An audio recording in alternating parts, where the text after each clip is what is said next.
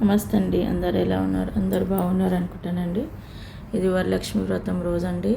నేను ఒక రోజు ముందే మొత్తం కడపలకు పసుపు బొట్లు అన్నీ పెట్టేసుకొని మొత్తం రెడీ చేసేసుకుంటానండి.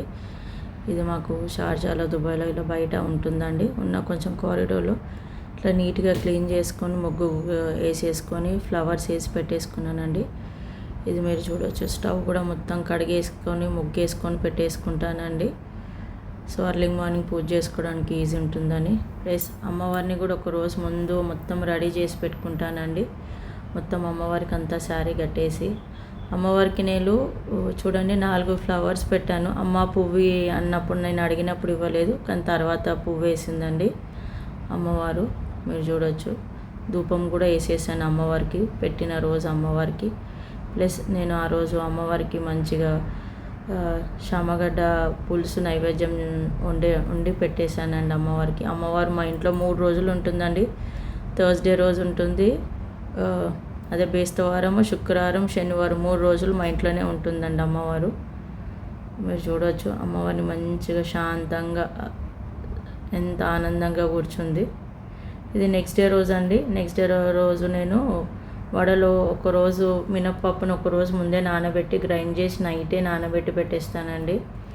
సో నెక్స్ట్ డే రోజు ఇట్లా వేడివేడిగా వడలు వేసి పెట్టేశాను. సో ఇక్కడ వేడి చాలా ఉంటుందండి, 50 degrees వేడి అండి. సో మా కిచెన్లో ఏసీ ఏమి ఉండదండి. సో ఆ వేడిలో చేయాలంటే వెంటిలేషన్ కూడా తక్కువ ఉంటుంది మాకు. సో ఇండియాలో అయితే వెదర్ చాలా చల్లగా ఉంటుంది ఆగస్టులో, కానీ ఇక్కడ మాత్రం 50 degrees వేడి ఉందండి. ఆ వేడిలోనే చేసుకోవాలంటే కొంచెం కష్టం అనిపిస్తుంది, కానీ మన పద్ధతులు మనం చేయాలి కదండి. సో అసలు యాక్చువల్గా అయితే ఎవ్రీ ఇయర్ 2 years కింద యూఏఈలో ఫ్రైడే మాత్రం లీవ్ ఉండేదండి. ఇప్పుడు 2 years నుంచి లీవ్స్ చేంజ్ చేశారు. సో ఎవ్రీ ఇయర్ మా హస్బెండ్ నుండి హెల్ప్ చేసేవారు. సో ఇప్పుడు ప్రస్తుతం నేనే అన్నీ చేసుకుంటున్నానండి. మీరు చూడవచ్చు. ఇది చింతపులుసు అండి. చింతపులుసు ఒక రోజు ముందే నైట్ నానబెట్టుకుంటాను, ఎందుకంటే ఇక్కడ చింతపండుని బయట పెడితే పురుగులు వచ్చేస్తాయండి. సో మేము ఫ్రిడ్జ్లో పెట్టుకోవాల్సి వస్తుంది. ఫ్రిడ్జ్లో పెట్టుకుని గట్టిగా అయిపోతుంది రాయిలాగా. సో ఒక నైట్ ముందే మంచిగా కడిగి చింతపండుని ఇలా ఎక్కువ తీసి నానబెట్టి పెట్టుకుంటానండి నేను. సో ఎవ్రీ టైం ఇలానే చేస్తాను. సో మీరు చూడవచ్చు వడలన్నీ చేసి పెట్టేశానండి అన్నీ నైవేద్యం చేయడానికి. చింతపండు కూడా కొంచెం మంచిగా నానిందండి. ప్లస్ కుక్కర్లోనే ఎక్కువ అన్నం వండి పెట్టేసుకున్నాను. ఇది పరమాన్నం కండి, అంటే బెల్లం అన్నం అంటారు, మన తెలంగాణ బెల్లం అన్నం అంటారు కదా. సో బెల్లం అన్నంకి అన్నం వండి పెట్టుకున్నాను.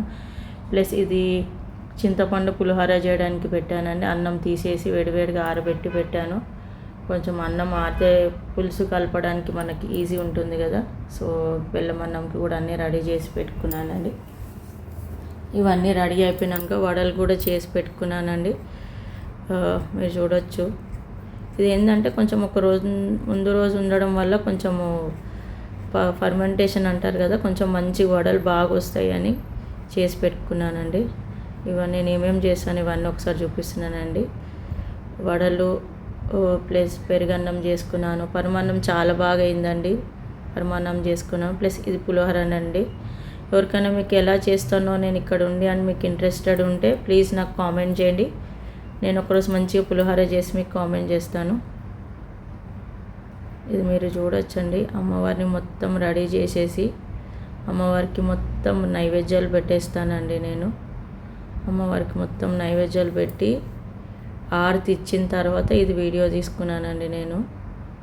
అమ్మవారికి పాలు, కుంకుమ పువ్వు, ఇలాచి వేసి పాలు కూడా ఫస్ట్ పాలే నైవేద్యం పెడతానండి నేను. మీరు చూడవచ్చు వెనుక పెద్దమ్మ తల్లి, మన హైదరాబాద్ పెద్దమ్మ తల్లి ఉంది కదా, అక్కడ నుంచి ఫోటో తెచ్చుకున్నానండి. అప్పటి నుంచి అమ్మవారిని ఖచ్చితంగా నేను పూజ చేసుకునే ఉంటానండి. నాకే ఎలాంటి కష్టమో ఏమొచ్చినా అమ్మవారి దగ్గర కూర్చొని మాట్లాడతానండి నేను. సాక్షాత్ అమ్మవారే మా ఇంట్లో కూర్చొని ఉన్నట్టు ఉంటుందండి. ఇది మా బాబులు ఇద్దరండి, పెద్ద బాబు, చిన్న బాబు. వాళ్ళకు కూడా మన పద్ధతి, మన సంప్రదాయము, పూజలు మనం ఎలా చేస్తామో అవన్నీ నేర్పిస్తానండి. వాళ్ళని పిలిచి పూజ అయిన తర్వాత అక్షంతలు వేసి అమ్మవారి దీవెన తీసుకోమని చెప్పానండి. వాళ్ళు కూడా వచ్చి తీసుకున్నారు. అక్షంతలు వేసి దండం పెట్టి వెళ్తారండి. ప్రతి ఒక్క పూజ నేను చేసిన కాక మా హస్బెండ్, మా పిల్లల ఇన్వాల్వ్మెంట్ కూడా ఉంటుందండి.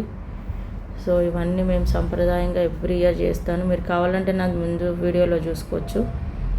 ఇది నెక్స్ట్ డే అండి. నెక్స్ట్ డే అమ్మవారికి మంచిగా మళ్ళీ అమ్మవారికి మహా నైవేద్యం వండి ఇలా అరిటాకులో అమ్మవారికి నైవేద్యం నివేదించి అమ్మవారికి చూపించి అమ్మవారు మళ్ళా టెంకాయ కొట్టేసి అమ్మవారికి ఆరతి ఇచ్చేసి అమ్మవారు నేను ఫ్లవర్ అడిగితే మళ్ళీ నెక్స్ట్ డే రోజు మా హస్బెండ్ పూజ చేసుకున్నారు. అమ్మ నాకు పువ్వు ఇవ్వమ్మ అంటే నాకు ఇవ్వలేదు, కానీ మా హస్బెండ్కి మళ్ళీ రోజ్ ఫ్లవర్ వేసిందంట. పింక్ కలర్ ఫ్లవర్ కింద ఉంది అమ్మవారు వేసిందంట అండి. సో ఇలా ఎట్లా అంటే సాక్షాత్తు అమ్మవారే మా ఇంట్లో కూర్చున్నట్టు అనిపిస్తుందండి. మీరు చూడొచ్చు.